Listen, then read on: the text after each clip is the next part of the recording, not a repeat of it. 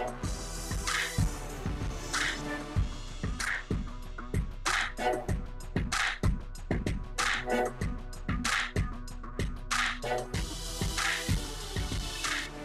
up, family? What's up, fellas? We are back for another episode of Manhood Monday. And I'm your host, Clifton Brantley. So, uh, I want to talk tonight. I'm sorry. I want to talk tonight in this episode. Going to talk to you about what to do if you married the wrong woman. Yeah, what am I supposed to do? Now, what am I supposed to do? What am I supposed to do if I married the wrong woman? Well, I'm gonna tell you. Here's the thing: before you get your pants all in the tight wad, uh, everybody marries the wrong person. So you may think you married the right woman. If you still think that you married the right woman for you, then y'all probably just got married yesterday. Today's Monday. You probably got married over the weekend. Nobody marries the right person, right? What do I mean by that? When you First of all, when you fell in love, you fell in love with your idea of who they are. You did not fall in love with them. And you falling in love wasn't saying, I love you. What you were saying is, I love the way you make me feel. And so you had this emotional high, right? And then from there, you liked the way the relationship was going. And so you say, hey, marry me. And then y'all got married.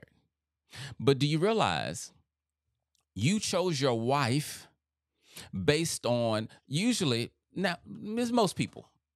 So because I haven't done research, let me say that most of us choose the wrong wife, right? I believe everybody, but I guess technically I can't say everybody. But when we choose a wife, typically, men, what we typically do, we choose a wife based on, first of all, if she looks good. And then we choose based on, what kind of accessories she come with, meaning, can she cook, can she clean, or whatever your thing is, right? Basically, you choose your wife based on your present desires or your desires in that moment where you were. So like if you got married when you was 25, you made the decision based on where you were at 25 and your selfish desires for then. You did not consider the fact that one day you'd be 50 or 60, right? So you get married. The reason you guys have problems is because you stay married to the wrong person. So in this episode, don't think I'm going to tell you how to get a divorce. Obviously, to play on words, right? I am going to tell you how to get a divorce, but not from your wife. No, not from your wife, right? So this video is not about that. But what do you do then if you're committed to marriage? I don't want a divorce. I love my wife, but I don't like my wife. Like, we don't get along well. What are we supposed to do? Well, that's what I'm going to help you with, right? Here's the thing you got to remember, though. No one taught you how to choose.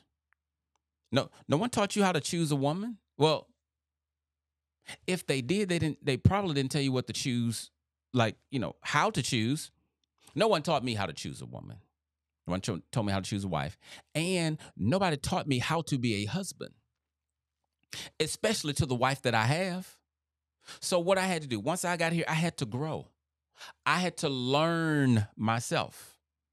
I had to learn why I am the way that I am, right? I had to unlearn some things. My philosophy, if you learn it wrong, you're going to live it wrong. And most of us learn how to do relationships wrong, right? So if you're going to be married to the wrong person, how do you fix that? How do you get unmarried to the wrong person so you can be married to the right person? Before I give you these steps, let me just tell you this. It's not easy. It's not easy. But don't let the fact that it's not easy be a deterrent for you. Don't let that discourage you. Because there's other things in your life, especially as far as men, other things in your life that's difficult, you crush it, you run right through it. Why? Because on the other end of that, there's a benefit. Well, trust me, there's a benefit on the other end of doing this hard work, of divorcing what you need to divorce so you can stay married to who you need to stay married to, right? It's not easy. And the stuff I'm going to share with you, it may be easy to say, it's not easy to do, okay? Now, Here's the thing about choosing a wife. Here, how do we make choices? We make choices based on information, right? Like we make choices based on information. Um, when you make choices without accurate information or without adequate information, more than likely you'll make the wrong choice. That's that's just kind of like and like I said before, when we choose our mates, like when I chose my wife, I'm just talking about me. When I chose my wife, first of all, she's drop dead gorgeous. Right? If you see my wife is gorgeous. And she fine. Fellas know that's not the same thing, right? My wife gorgeous and fine. And she we laugh a lot. We have fun together. You know, she's low key like me. She's not extra. Right? I can't do a whole lot of extra personality, right? My wife's not extra. Um, but when I chose her 7 years ago, I chose her based on really, it wasn't even based on uh the 7 year. How old was I 7 years ago? Okay, let's do the math. 45. I wasn't even basing it on the fact that I was 45. I just learned maybe a couple of weeks ago that the woman that I married was based on 19-year-old me. 19. 19? 19. My choice in a woman was all about that moment and what felt good right then. I wasn't thinking about 52. I wasn't thinking about the future at all. Here's what I thought about the future. We love each other. We have fun. That's what we're going to be doing for the rest of our life. Do you understand how immature and naive that is? When you meet your partner in the beginning. So let me say something for the single folk, for the single men. Uh, when you decide to marry your wife, or when you decide to marry your girlfriend, whatever you guys are doing right now, the good parts, going on dates, right? Taking trips. Ask yourself, do I believe that we as a couple will be doing this for the rest of our lives? If when you ask that question, the answer is yes, that's how you know you're not ready to get married. If the answer is no, then ask yourself, well, wait a minute, what are we going to be doing then? And hopefully that'll make you slow down, because it's what folk don't really consider. Marriage is a long time. It is a solid, healthy, stable relationship, but it's a long time. And what you think is going to happen in marriage, with all the sex, all the excitement, and all the dating, and all of the reason it's not going to happen in marriage is because, not because marriage is boring, but because that's just unrealistic. That's an unrealistic way to think about living life on the planet. Nothing in your life, there's not one thing, one area, one place. Nothing is always good 24/7. Nothing. Sex even has an end. It's amazing, but then it ends quickly, usually, right? So nothing lasts forever. So when you mistakenly think the way we are right now is how we're going to be in the future, no, because y'all don't even know each other yet, right? The quality, I was saying, the quality of your choice is going to be based on the quality of the information you get.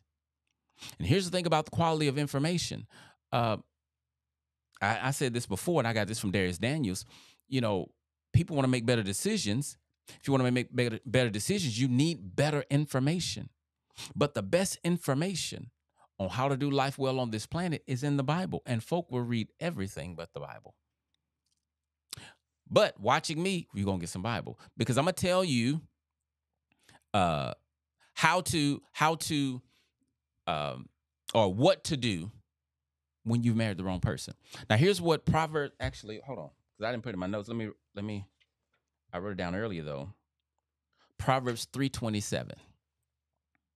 As a matter of fact, let's read it real quick. I can pull it up really quick, right? Proverbs 3:27 says this. I can't pull it up quick enough. 3:27. Here's what it says. Nope, that's not the one. I'm glad I looked it up. because I would have been quoting the wrong thing. That was connected to a different store, a different. Well, where's the one I wrote down? I guess never mind goes there because uh, I can tell you what it said. I just wanted you to read it, but I can tell you what it said. What I was trying to. Where is it at? Where is it at? I think it's in Proverbs 16. Anyway, let me tell you what I was trying to say or trying to look up, and I'm looking Proverbs 16 while I'm doing this. This is the problem with live, but it's all good. If it's not in 16, then I'm gonna just quote it to you. Okay.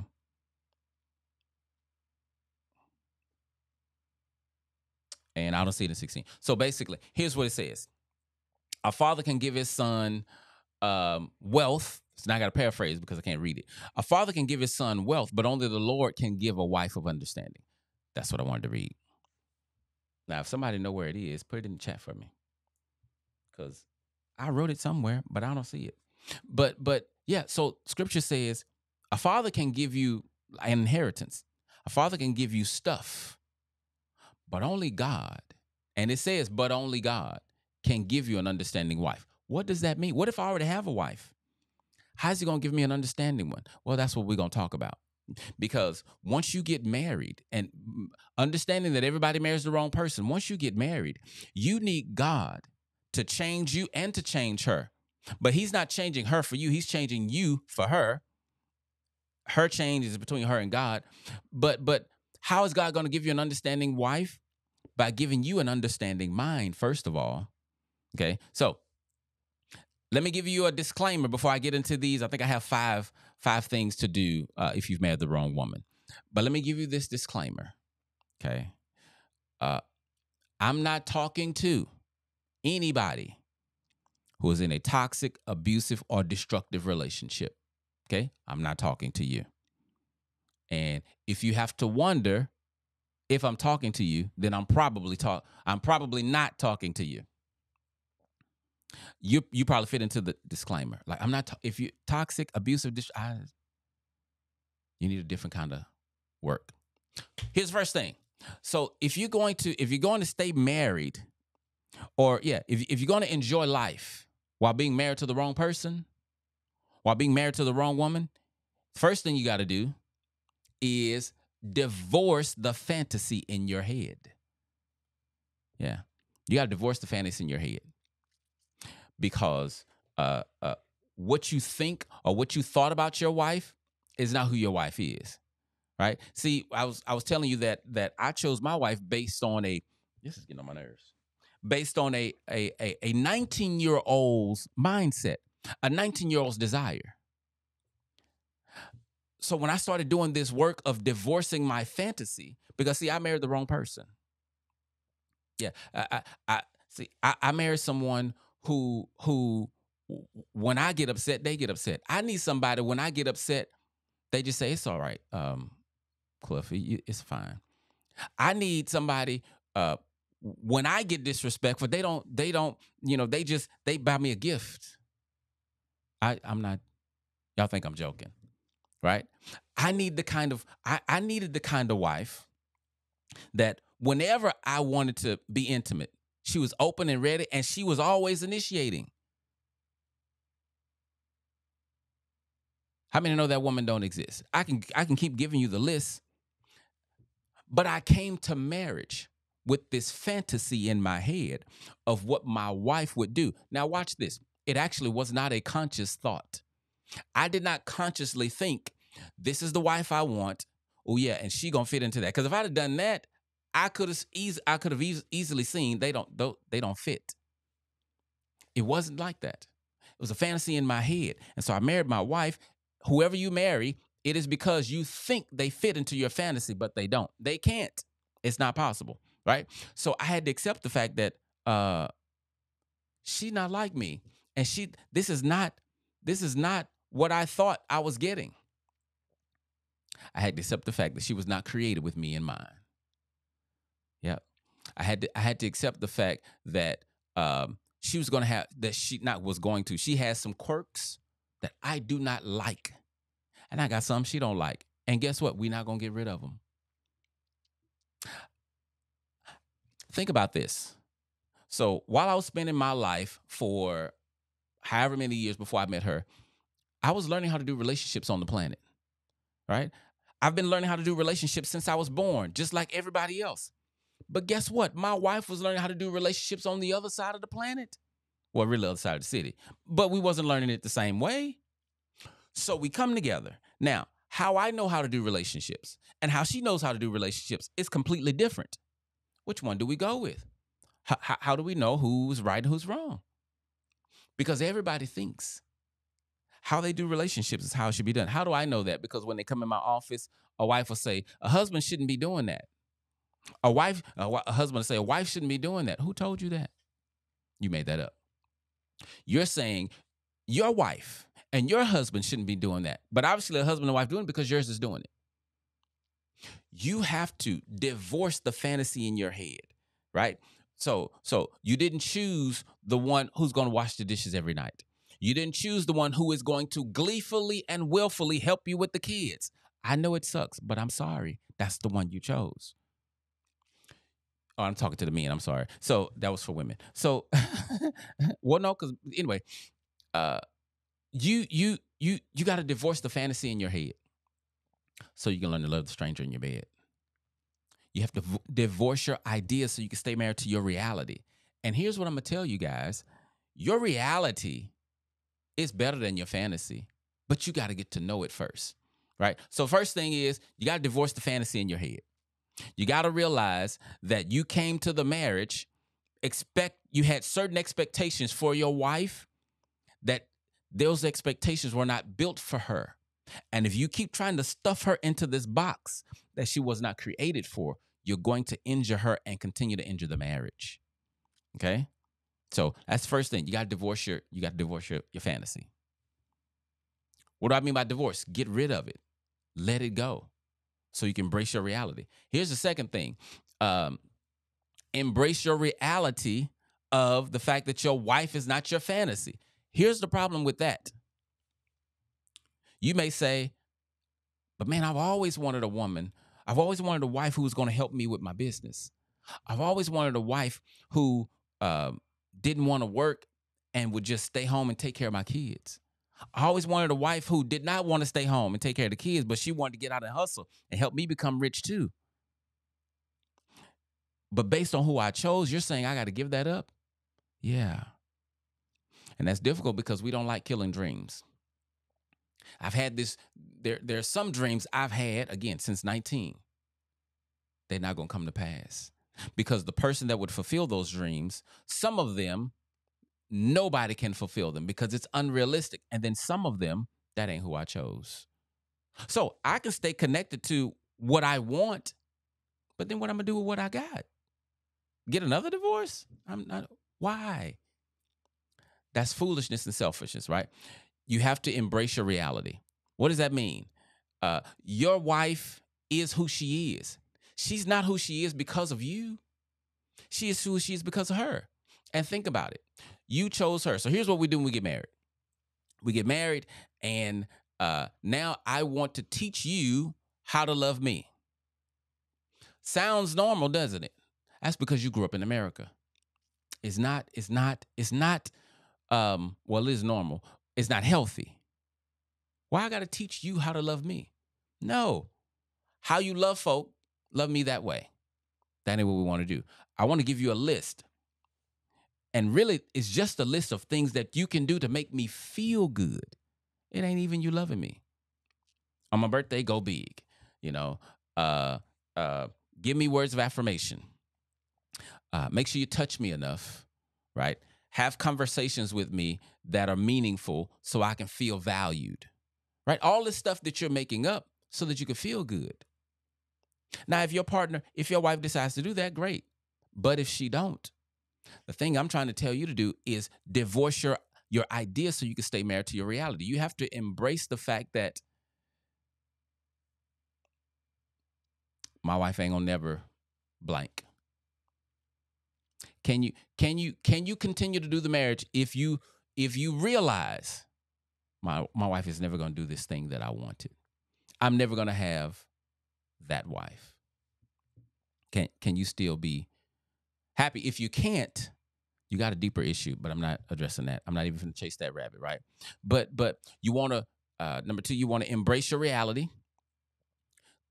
by first you got to divorce your fantasy, embrace your reality. Number three, you got to heal yourself. You have to heal yourself. Let me tell you what I mean. It's not your wife's job to heal you. Most of us men show up to adulthood love deficient. Most of us show up as little boys. Now, we don't want to admit that, but we know we don't know what we're doing. We, we don't know what we're doing, right? And so we get married, though, and we subconsciously expect our partner to dance around our triggers to make us feel better. So we'll think we're okay when we're not. Yeah, we often expect our partners to meet needs that have gone unmet for years. As a matter of fact, that's why a lot of us get married. Because I showed up love deficient. I didn't, no one ever made me first. No one ever made me important. So when I get married, I'm going to be important to my spouse. So now you get married and you got these unrealistic expectations on your partner to always make you feel validated, always make you feel significant, always feel like you matter. That's not their job. That's work between you and God. But you put it on your wife, you're going to injure her and the marriage. Stop expecting your partner to meet needs that has gone unmet for years. That's between you and God. All of your internal stuff, who you are, how you feel about life, what you think about you, your partner should not be able to destroy that. Like if your partner talk to you crazy, that should make you upset. It shouldn't make you suicidal. That should make you upset. It shouldn't make you want to quit. It should make you upset, but it shouldn't make you want to throw something at them. Why did you get so angry? Because of what they said. It is an indication that either what they said you also believe, or you're just not secure enough where you can stand the heat so you can still be respectful to them. Either way, pick one. You need to get to the place to where you do the work to heal yourself. When I say heal yourself, I'm talking about you doing the work to go to therapy. You doing the work to read God's word, right? You doing the work to learn how to be a husband that she needs. You don't need a husband. Your wife needs a husband. You trying to be the kind of husband you want don't make sense. Fellas, that doesn't make sense. You're not your husband. There's only one person on the whole entire planet that needs a husband. One. And that's a wife. The only one who needs a wife is a husband. But you, sir, you're a husband. So you need to be that for her, not for you. Okay? But you got to heal yourself. Not only do you have to heal yourself, you got to learn how to be a husband. See, here's what I had to do. Because I'm not telling you guys things that I didn't have to do. That's why I'm teaching it to you. Because if you stay married to the wrong person, you're going to go crazy. I almost went crazy. At the beginning of the year, I had an afro. And now it's like this. You're going to go crazy. Right? I was going to say something before I made that stupid afro joke. What was it? I don't remember. I don't remember what I was going to say. Anyway, I'm on number 3, right? Yeah, heal yourself. You got to heal yourself. I'm sorry, I don't remember that the thought I was going to make. Don't kill me. Because my mother paid. I was going to talk about me. I think I was going to talk about me and my situation, how I showed up. So in my marriage, as far as I'm on the healing you part, right? And I've told this story before, but one time last year, me and my wife had a disagreement or something. I don't remember what it was exactly now, but I remember it was a day where I felt like she was ignoring me. I thought that she was ignoring me. So then, I'm going through my stuff, talking myself off the ledge. Now, when she get ready to talk, don't you be angry. You got to be kind. You got to be loving. You got to speak the truth in love. Okay. I'm talking myself because I'm upset that she's ignoring me. So the next day when we talk, I sit down, she's talking, and I'm boiling inside, but I don't know it because it's a low boil. Oh, but when it's my turn to talk, and it just came out. Both of us were surprised. I was like, oh, I guess the kid inside was a little triggered there, huh? So afterwards, I started thinking, Why couldn't I control it? And here's what I realized in my self-examination. When my wife was ignoring me, it was pushing a trigger that I'm not lovable. The trigger was inside of me. It's not on the outside. So that means it's my responsibility. It's not her responsibility to stop pushing the button. It's mine to deactivate it. So I had this trigger in me that says you're not lovable. But so then when I realized that, I'm like, but wait a minute. How is it her responsibility to prove that I'm lovable? I said, that's not her job. And so I went to work on changing stuff because I'm like, that shouldn't be there. That's what I mean by healing yourself and not expecting your partner. Like some of you guys, you think you're an alpha man. You, you think you're an alpha man. And so you need your wife to talk to you a certain way or you can't function. She need to be a certain kind of submissive or you can't. First of all, there's no such thing as alpha man. Second of all, you need to check yourself before you wreck yourself because you, like, why do you need that? Why do you need her to talk to you a certain way for you to be okay? Why do you need your wife to not have an attitude for you to be loving? You got to hear yourself. Number 4 is, what's number 4? You got to grieve the marriage that you wanted. Why is this important? I had to learn that this was important because I was grieving. I was grieving the marriage that I thought I was going to get, and I didn't know I was grieving.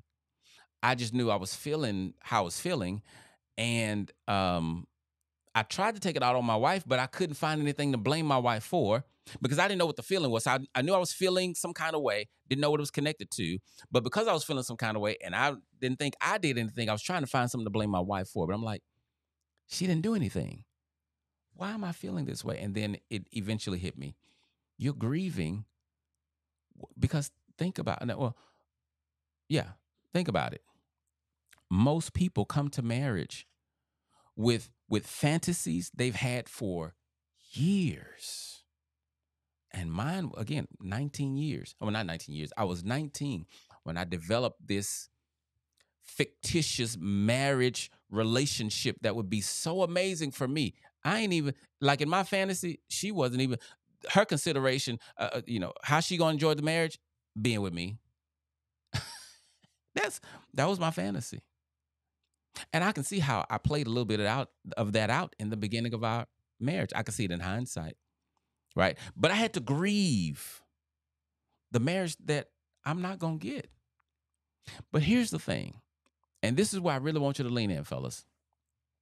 I had to realize that the things that I'm grieving were never necessary for me to be who I am. And the reality is, I also had to realize I came to marriage, I thought, to give, but I really came to receive. You got to switch that. Almost everybody gets married to receive. But my obligation here is giving, not receiving. So I had to fix that. Right? So I had to grieve the fact that if I had to grieve this idea. Oh, this is a good one. I'm still grieving this one. And when you hear it, you're going to see how dysfunctional it is. But I've been this way for a minute. I had to grieve, or still grieving, if I'm having a bad day, or if I'm having if I'm in the sunken place, my fantasy says my wife, when she hadn't heard from me in a long, like if I go in the garage, I've been out here so long, she ain't heard from me. She gonna come check on me, make sure I'm okay. Or if I'm up in my office too long, she gonna come check on me, make sure I'm okay. Ask me how many times that's happened in my marriage. In 7 years, maybe 3. In 7 years, I mean? So 7 times 365 minus 3. Maybe. I got to grieve that. Why? Because she can't read your mind, But do you know how long I was angry about that? I wouldn't say angry, but here's what I was. I was annoyed and I gave it a meaning. What was the meaning? She don't care. That's why she ain't coming out here. That's why she not checking on me. She ain't heard from me in all this time and she ain't come see if I'm okay. It's because she don't care. That's what I made up. And you're making up similar things. You're making up similar things. And you're punishing your partner for stuff they don't even know they doing. That's your standard. You made that up. Look, nobody told me when I was 19, hey, this is the fantasy you want to have for marriage. I created it based on, going through life, the culture, what I thought, a little bit of God's word, right? But I made it all up. And I know, you think your wife should be a certain way, and she should. Her.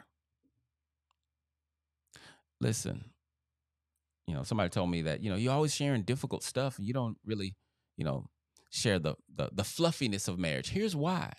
I can teach all that stuff. Man, I can teach all about romance and communication. But then when your buttons get pushed, what you gonna do? Because if you don't deal with you, you're not going to be able to handle them well. You got to deal with you.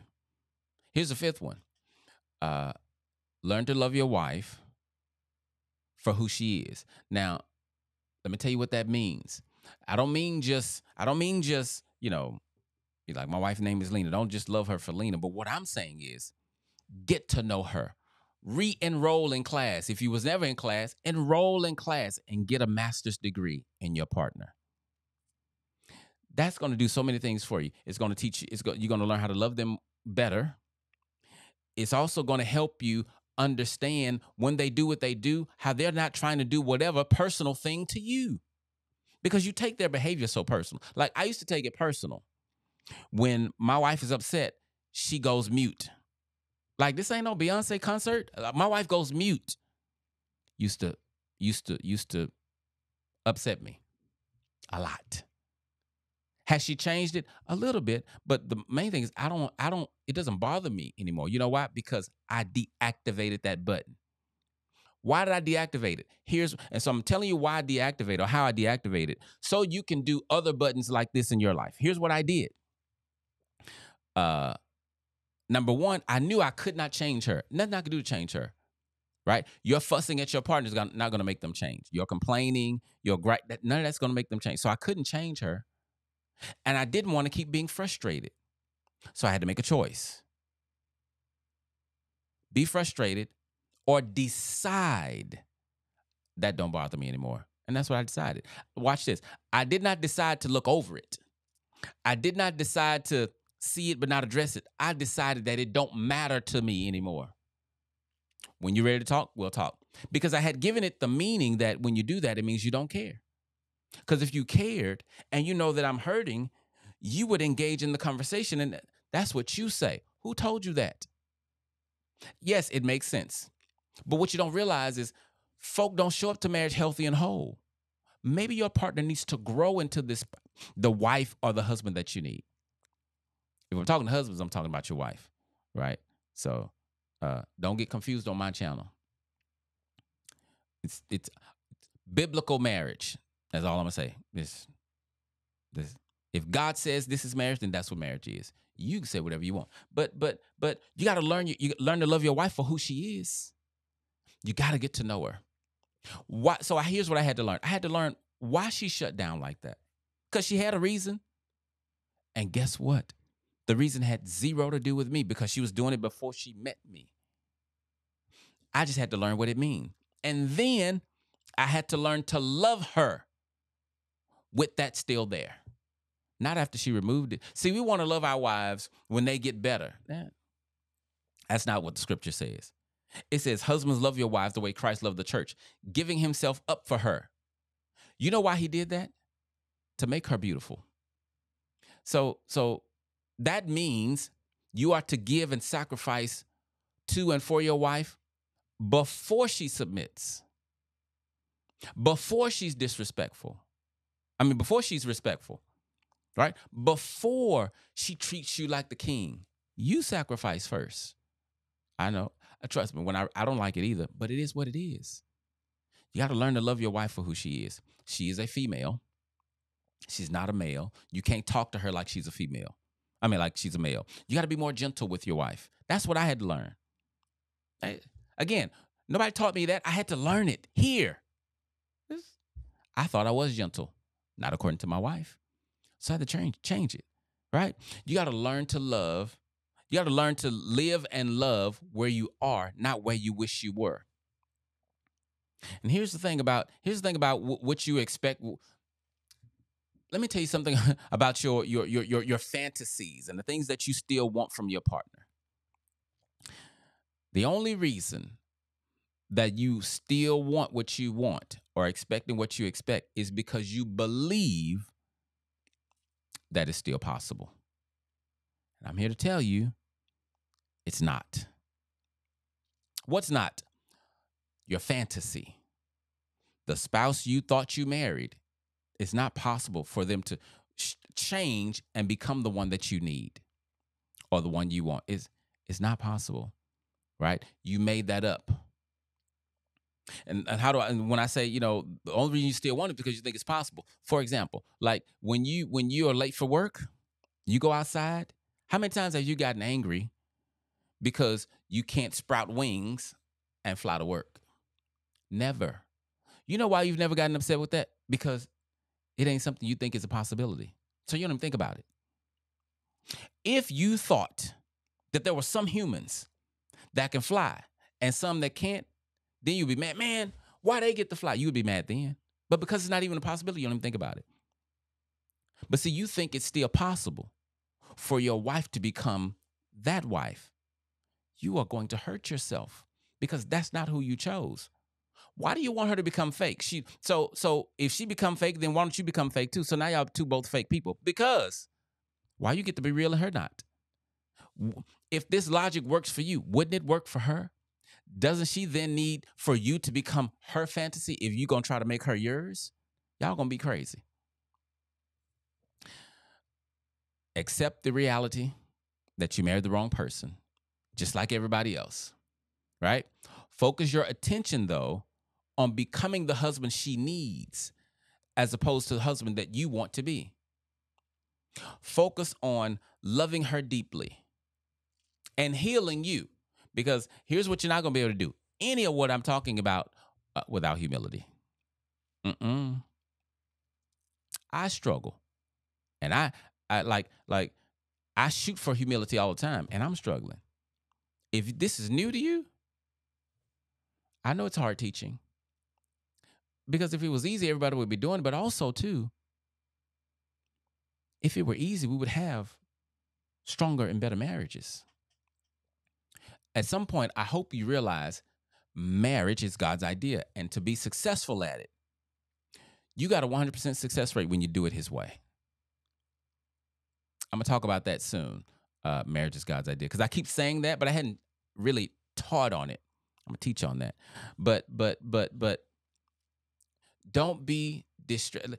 Let me add this last piece. Right? Let me add this last piece about being married to the wrong person. And why I wanted to do this episode, actually. So over the last really 2 weeks, my marriage has shifted in a way that to me is unusual. Now, I'm going to contribute it to me and my wife praying for each other every day, right? That's something that we've implemented because our coach told us to. And then I've been telling all of my other clients, and they've been seeing amazing results too. But anyway, it's been getting unusually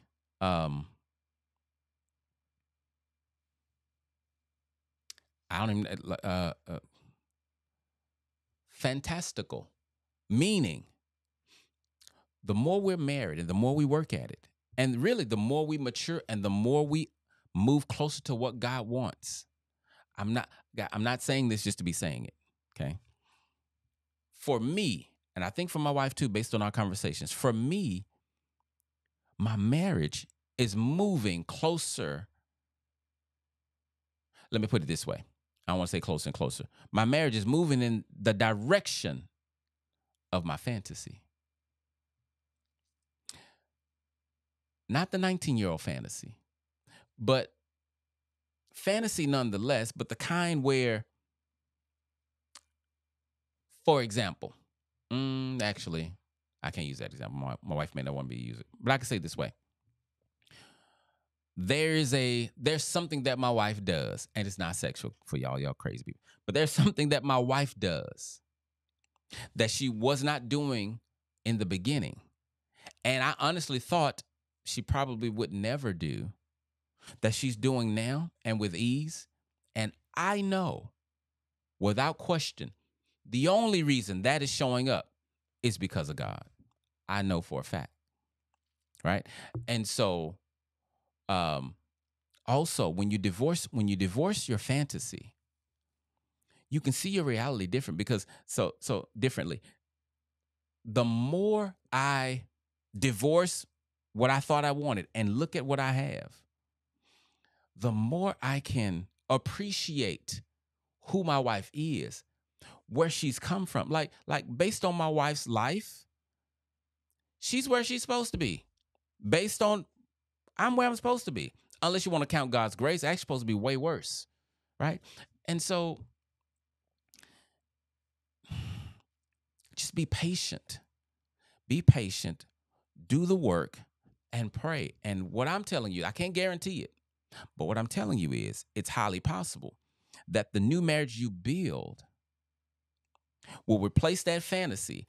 And the fantasy will be such a distant, because here's the thing about your fantasy. Let me say this. The one that you're still holding on to, do you understand that you don't know what it takes to make you happy? You don't. You think you do. But all your information as far as what you like, what feels good, and what makes you happy is based on past information. And you're guessing. Like the wife, the marriage that I wanted, for example, let me see if I can think of one thing that I let's say I can't think of nothing because I don't even dwell on it anymore. I'll go with conversations. So my wife is not a conversationalist like me. I like to talk. My wife doesn't like to talk as much as me. Let's say if I had that, always talking, there are some things I can point to right now in my marriage where if we had that piece, there are some areas where I absolutely needed to grow. I probably would not have grown in if that had been there. Right. And so that's part of the fantasy that I have. Hey, have this skill. But what if she'd had that skill? There's at least 3, maybe 4 things, major things I wouldn't have grown in if she had that. And what I'm saying is there's probably a whole lot of other things that if I had gotten what I wanted, I wouldn't be where I am. It's been difficult. It's been painful. But when you're in the gym and you're hurting yourself because you're pushing the weights, you're not crying, talking about this hurts so bad. No, it hurts, but you're actually kind of happy. Why? Because you know that this pain is producing something better. That's how I want you to see your marriage when you're doing the work, right? When you're doing the work, and like I was saying, how my marriage has just changed over the last 2 weeks. Like me and my wife was talking this weekend, and it's like I really was like, man, what is the reason people fight and get upset and stay upset? That's the main thing. Like, why would someone hold on to anger? And I know people do. Like, I'm not naive, but when you think about it, if you do something to hurt my feelings, okay, bam, that's in a moment. Why am I still holding on to it? So if I hold on to that, what am I trying to accomplish? Am I trying to punish you? Am I trying to heal me? Am I trying to let the world know? Like, what am I doing? It's like the more you loosen the rigidity of how your spouse needs to be, the more you're going to find that the freedom of your spouse being who they are and you being who you are, that's where the magic is going to happen in y'all's marriage. I'm telling you, man, like fighting because we don't go to the same church. And I'm not saying that. So the things that you want, they're not necessarily bad. But my point is, if that's not who you chose, what you going to do? Okay. Yeah. I hope this was helpful. And I do hope that like you guys will take what I say to heart as far as divorcing your fantasy so you can stay married to your reality. Because otherwise, you're gonna keep punishing your partner, thinking that their issue is you. I mean, thinking that your issue is them when your issue is you. Your biggest enemy is always gonna be your enemy. It's not what they do, it's how you respond to it. And you can't respond better if you don't become better. Your job, your role, your goal is to love them. Love them through the low times. I was writing earlier today. That's how we build healthy marriages. By loving our partner when they're being selfish, loving them when they're low in energy, loving them when they're not being the spouse that I need. Everybody can love somebody when they're good. Jesus said that. He said, "Let me see how you love your enemies. Pray for those who spitefully use you." That sometimes is your partner. Okay? All right, listen. Y'all take care. I will see y'all. I won't see y'all, but y'all take care.